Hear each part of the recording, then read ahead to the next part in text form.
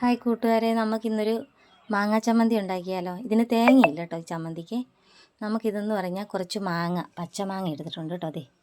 അതെ ഒരു മാങ്ങയുടെ മുക്കാൽ ഭാഗം ഉണ്ട് കേട്ടോ. ആ മാങ്ങ, പിന്നെ അതിൻ്റെ കൂടെ തന്നെ നമുക്കെന്ന് പറഞ്ഞാൽ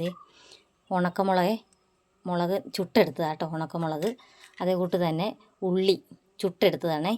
അതിൻ്റെ കൂടെ തന്നെ ഒരു ചെറിയ കഷ്ണം ഇഞ്ചി, പിന്നെ ഒരു ശകലം കറിവേപ്പില, പിന്നെ നമ്മൾ അതിനകത്ത് പ്രധാനമായിട്ട് ചേർക്കണത് ഉണക്കമീനില്ലേ, ഉണക്കമീൻ വറുത്തെടുത്തതാണ് കേട്ടോ. ഉണക്കമീൻ എന്ന് പറഞ്ഞാൽ നമ്മൾ മഞ്ഞൾപ്പൊടിയും മുളക് പൊടിയും കൂടെ തേച്ചിട്ട് വറുത്തതാണേ ഇത്. അപ്പം നമ്മളിത് അരച്ചെടുക്കാവേ നമുക്ക് കേട്ടോ. നല്ല ടേസ്റ്റി ചമ്മന്തിയാണ്. ചോറിൻ്റെ കൂടെയും നമുക്ക് കഞ്ഞിയുടെ കൂടെയൊക്കെ നല്ല ടേസ്റ്റി ആയിട്ട് കഴിക്കാൻ പറ്റിയ ചമ്മന്തിയാണ്. തേങ്ങ ഇല്ലാതെ തന്നെ നമുക്കിത് അരച്ചെടുക്കാം കേട്ടോ. പിന്നെ അതിന് വേണ്ടിയിട്ട് എരിവിന് വേണ്ടിയിട്ട് ശകലം മുളക് പൊടി കേട്ടോ. അപ്പം നമുക്കിതെല്ലാം കൂടി ഇട്ടൊന്ന് നന്നായിട്ടൊന്ന് അരച്ചെടുത്തിട്ട് വരാം കേട്ടോ. നമുക്ക് ഉപ്പ് ചേർക്കണ്ട. എന്നാന്ന് വെച്ച് കഴിഞ്ഞാൽ ഉണക്കമീൻ ഉപ്പുണ്ടല്ലോ. അപ്പം ഇതിന് പ്രത്യേകിച്ച് ഉപ്പിൻ്റെ ആവശ്യമില്ല.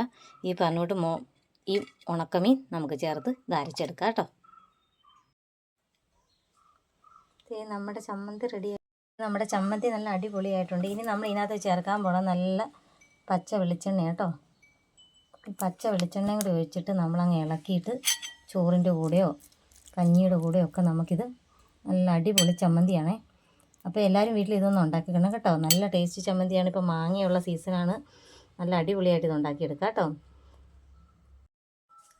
നമ്മുടെ ചമ്മന്തിയും ശകലം ചോറുമായിട്ടൊന്ന് കഴിച്ച് നോക്കാമെന്ന് ഓർത്ത് എടുത്തതാണേ. അതിൻ്റെ കൂടെ ഒരു ശകലം കാബേജ് തോരനും. അപ്പോൾ ഇതാട്ടോ നമ്മുടെ ഇന്ന് ഉച്ചത്തെ കറികൾ. അപ്പോൾ ശരി, ഓക്കെ, ബൈ ബൈ.